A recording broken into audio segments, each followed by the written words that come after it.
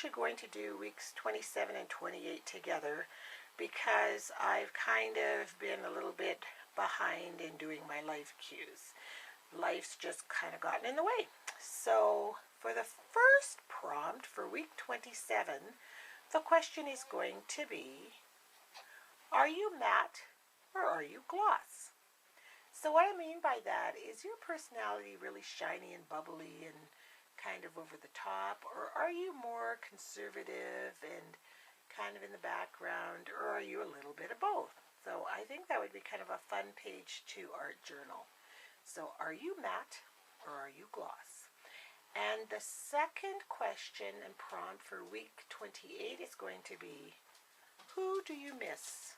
Who in your life do you miss? It could be an old friend that, maybe you parted ways, figuratively speaking. They got off the bus, but your journey continued.